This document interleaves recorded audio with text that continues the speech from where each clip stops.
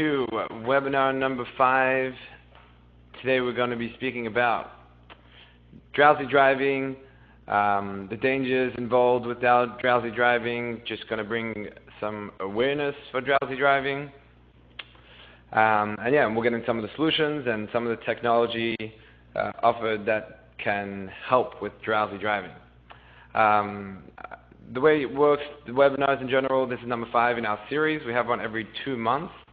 And I'll be the only one able to speak, but you guys can contribute using the chat on the bottom left.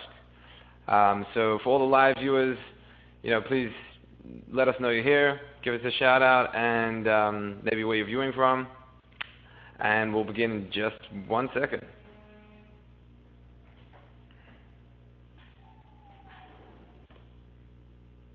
Here from Kansas, hey Kurt. Welcome.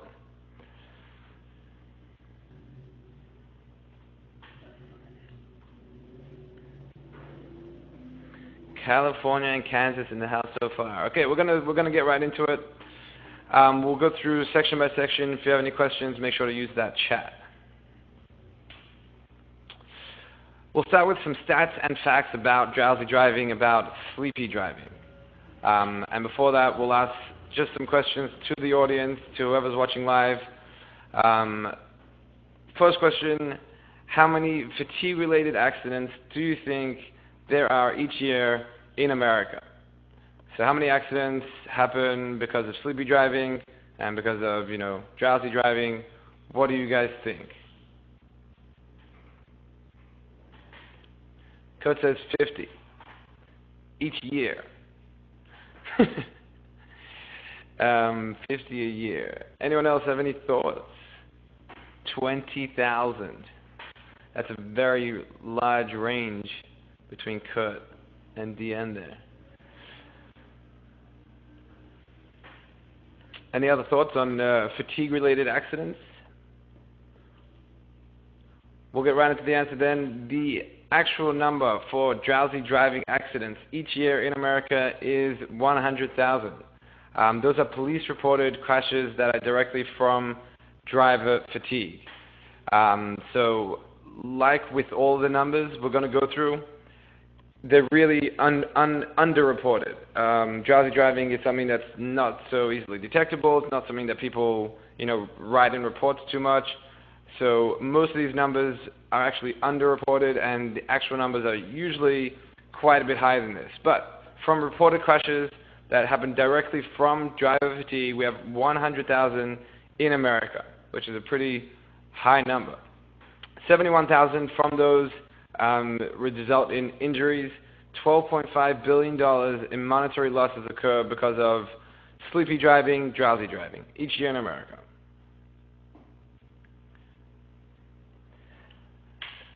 How many deaths? From the people watching live, how many deaths, fatalities occur from driver fatigue, from drowsy driving?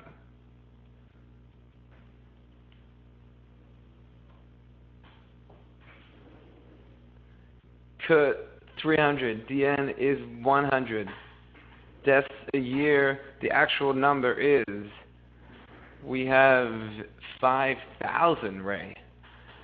That's pretty close, actually. Hey, Pablo. Welcome. We're talking about how many deaths people think occur from drowsy driving each year in America.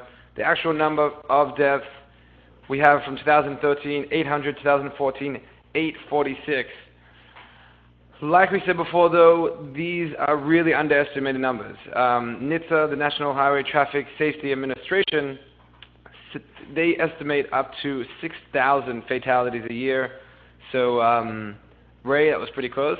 That's what they estimate exist or happen each year because of drowsy driving. Now, keep in mind, this isn't, drunk driving. This isn't driving that's happening because of any kind of crazy reason. It's not like a, insane person or someone under the influence. These are regular people driving just with a little less sleep in their body.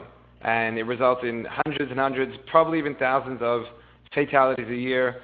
It's a really serious kind of danger that people often aren't so aware of. Um, moving right along from the people here, what percentage do you think of people in America drive while drowsy, or even admit to have driven while drowsy? And second question in that, a sub-question, what percentage do you think have actually fallen asleep at the wheel?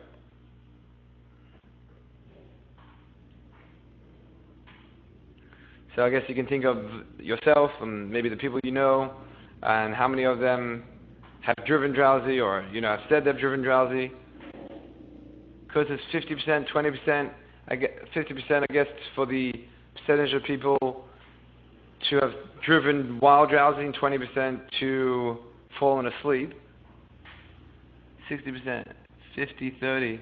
All right, people are actually pretty on board with these numbers.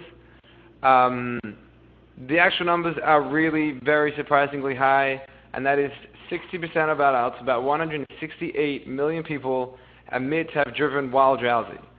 So, again, this is people that have admitted to it. Obviously, the number is probably quite a bit higher than that. And that's driven while drowsy. I've got to say, I'm guilty of this. I've driven while drowsy. 37%, about 100 million people have admitted to falling asleep at the wheel, which is pretty serious, because that means the car is pretty much out of control. 37% of Americans admit to having fallen asleep at the wheel at some point in their driving history. 4% admit to have had an accident or near miss because of drowsiness. So, I mean, these are pretty crazy numbers.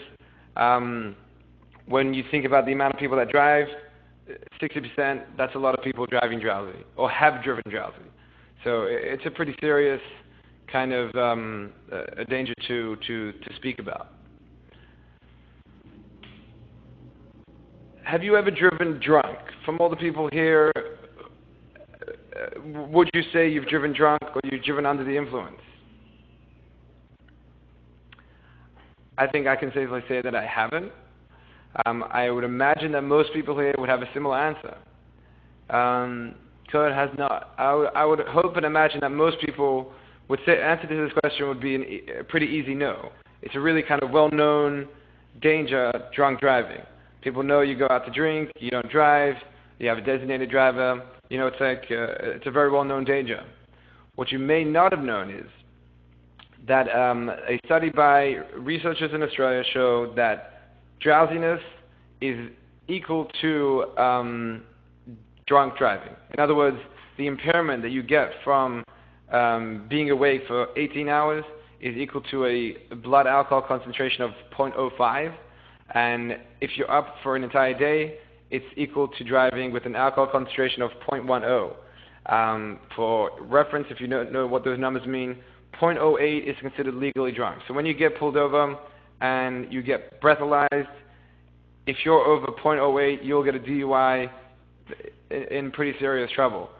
What you may not know is that if you have a bad night's sleep, let's say, and you toss and turn, you don't sleep that night, and then drive the next day, it's just as bad. It's like you're driving legally drunk, which is a pretty crazy thing to think about. In other words, like we say right there, driving drowsy is like driving drunk. To make matters even worse, drunkenness, that's not a word, to determine, I don't know how to say that word, but to determine when a person is drunk is very easy. There's breathalyzers. You could breathalyze someone, and you can tell very quickly, their alcohol level. It's a very easy thing to determine. Fatigue, on the other hand, is really difficult. There's no way to determine how tired someone is. There's no test to, let yourself or the police know if you're tired and if you're in a state to drive. So not only is it as dangerous as drunk driving, there's no way to test whether you're, awake enough to drive, and there's no way for other people, for police to test you also. So it's really dangerous. It's very hard to test and determine. So that kind of just compounds the issue. It's a really kind of serious thing to worry about. Let me look at the chat here for a second. Pablo would never say it publicly. Edgar, welcome from Mexico. Welcome to the webinar. We're talking about drunk driving. For those of you just joining, comparing drunk driving to drowsy driving, showing how similar it is and how you may not know the dangers of drowsy driving like the well-known danger of drunk driving. Who's at risk? With regards to drowsy driving, who is at risk? This is what the stats show, and that is that adults between the ages of 18 and 29 are much more likely than other age groups to drive while drowsy. Men are more likely than women and to drive drowsy, and almost twice as likely to actually fall asleep while driving. Pausing these stats just for a second, we're going to throw out another question for whoever is watching live, and that is, how many hours sleep did you get last night, for example? Or how many hours sleep do you get on average a night, even?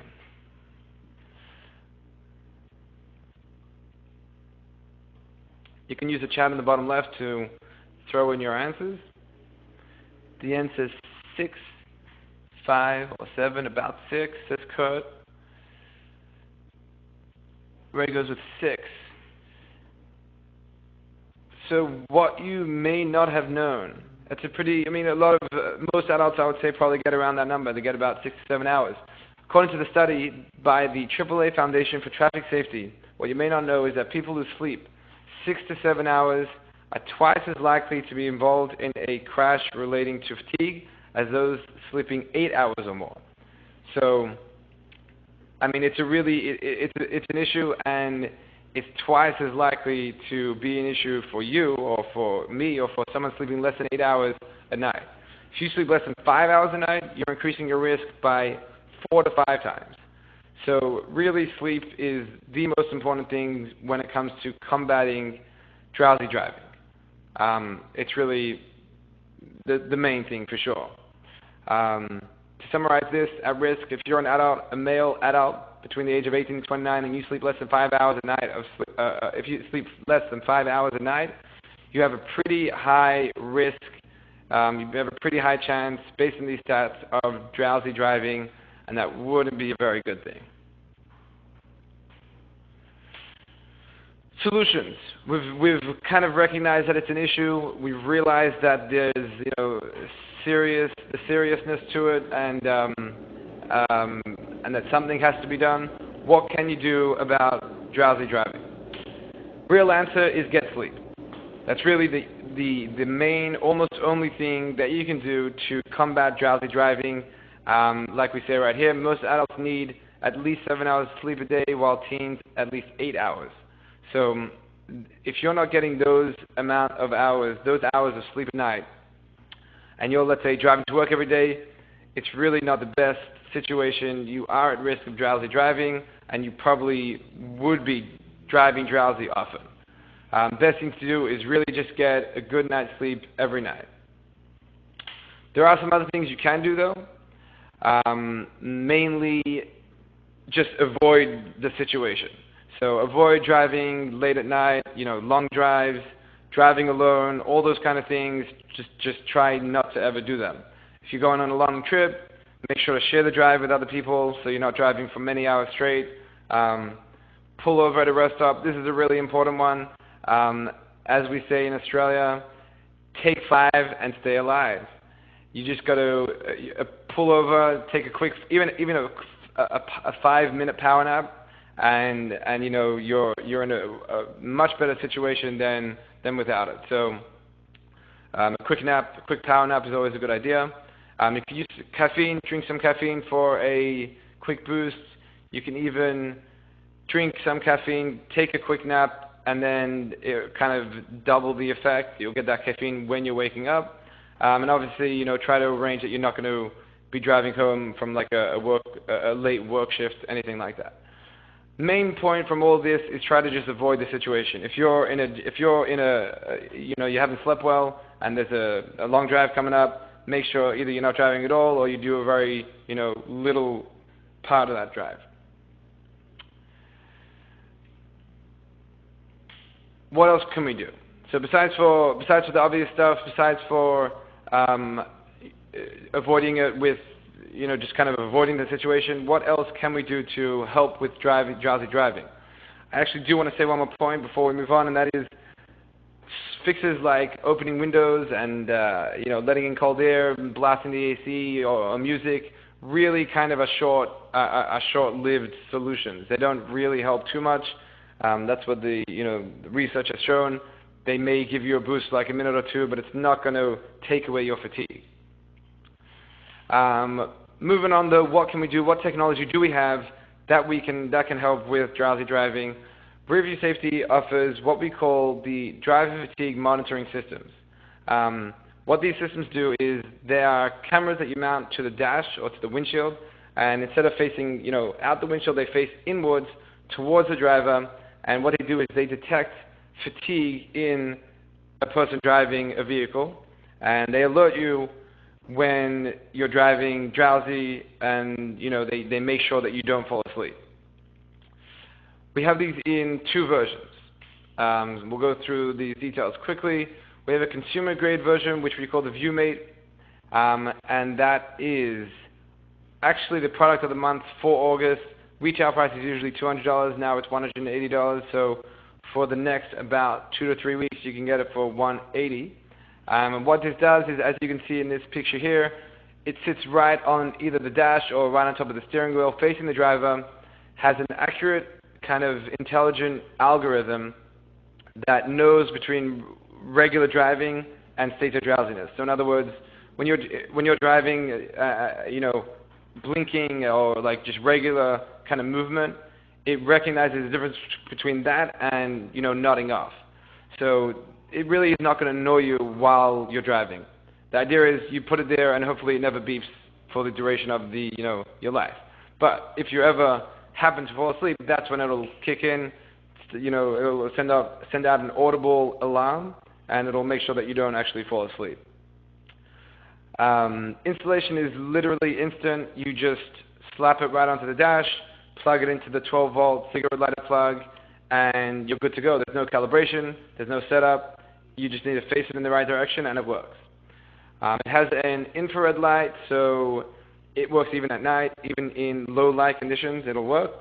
It also has special filters that even when the user is wearing glasses, even during the day when there's reflection coming off those glasses, it'll still be able to recognize faces and pupils and drowsiness in the driver. So, bunch of really cool features, works really well, almost no installation, and it's not too pricey. Install it in your car, and you can, I wouldn't say rely on this. One thing that I want to point out in general with these technologies is that you don't want to be like, oh, hey, I'm a little tired, I didn't sleep much, but I have this cool device in my car, so I'm not worried about falling asleep. Definitely wouldn't recommend that. However, in emergency situations where for whatever reason you are driving and you're drowsy, these things will make sure that you don't actually fall asleep. That's a consumer level one. The commercial grade version, we have in actually two versions. It's better in the way that the main difference is that it can go at it can work at larger distances. So it's more for commercial vehicles like trucks and buses where the windshield, which is where the device mounts to, might be 4 or 5 feet even away from the driver's face. So the consumer version might kind of struggle at those distances. The commercial one works even up to 6 feet or so. It'll work really well. Same basic idea though. It has the pupil identification to analyze fatigue in the driver's eyes. Gives off a warning. Works in all conditions, day, night. Drivers wearing glasses. Also, no setup. You literally just plug it in, face it towards the right direction, and you're good to go. And infrared lights as well. Make sure to work at night in all light conditions. It comes in two versions. We have the regular version, and there's a professional version. Pricing for that is $500 retail and $600 for the professional one.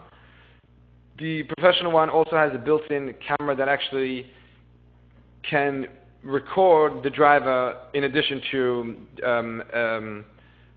regulating fatigue, not regulating. In addition to analyzing the driver, it'll also record the driver. So you can connect it to, let's say, a DVR or to some recording device, and you can have a recording of your driver in addition to the safety device, making sure that he doesn't, fall asleep. We also have with the commercial grade driver fatigue system, we have accessories that you can add. One is a vibration cushion, so you can connect a cushion that sits under the driver's seat, and if the camera detects drowsiness, it'll vibrate the cushion as well. So not only will there be an audible alarm, there will be a seat vibrating as well to make sure that the driver doesn't fall asleep. Another one is a light that you can connect to the system. It's actually an external kind of warning light that you put on top of the vehicle. The reason for that is to alert people around that vehicle that the driver of this vehicle might be, sleeping, or might be might not be driving safely. Really, that's mainly for kind of industrial purposes. For example, mining equipment uses it when they, it's very helpful to know if one of the operators is, not completely alert. So that's the idea of that accessory. But these are the two kind of technologies that we offer from Rear Safety to kind of help and make sure that drivers don't fall asleep at the wheel. As you saw, it's a really kind of serious issue. This is what we offer to help combat that issue. But like I said, you definitely don't want to rely on these products. You want to use them only in emergencies. And that is pretty much it for this month's webinar. For those of you who are joining for the first time, we have these every 2 months, and they're on various topics, sometimes on products, sometimes on safety issues. We're going to open up just a couple minutes for questions. If anyone wants to ask any questions, feel free to do that now using the chat. And yeah, I'll be here just for a couple more minutes. Ray asks, will you email this presentation to us? Absolutely. Whoever registered will get a video recording of the presentation. You can definitely take a look at it. John, is there a hard copy to print out? So what we could do is we can send you, spec sheets or sell sheets on the products. If you want, we can even send the actual presentation. So just let me know in the chat if you're interested in that. We can shoot you an email with a whole bunch of detail, and you'll automatically get the recording. But if you want actual hard copies, just let me know, and yeah, we'll definitely send you some.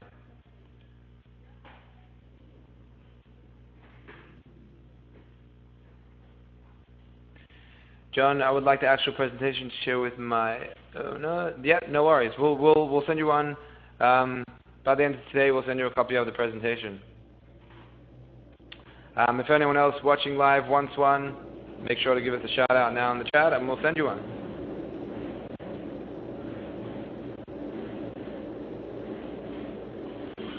Kurt. I'd also like one. Definitely, Kurt. We'll send you out a copy of this presentation. Does anyone have any questions or comments on what we spoke about or the webinar in general?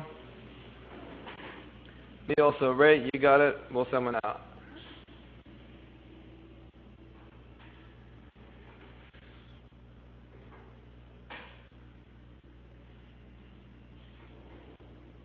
Edgar, can you send me a copy from your presentation, please? Absolutely, Edgar. We'll send you a copy as well.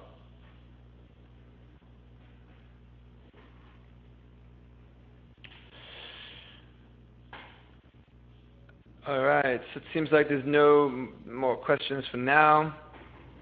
I'm going to stay online just for another minute or so.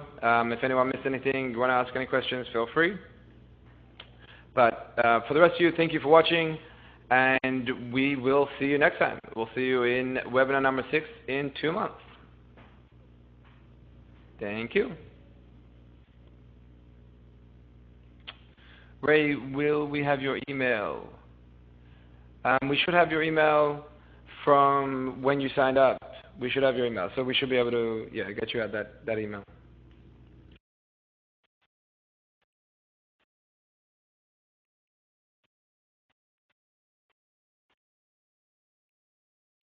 Your email? Yeah. Yeah, I can send it to you directly, and that'll be my email. It'll be jamesg@rearviewsafety.com. Okay, I'm going to log out for now. Once again, thank you guys for joining, and we'll see you next time.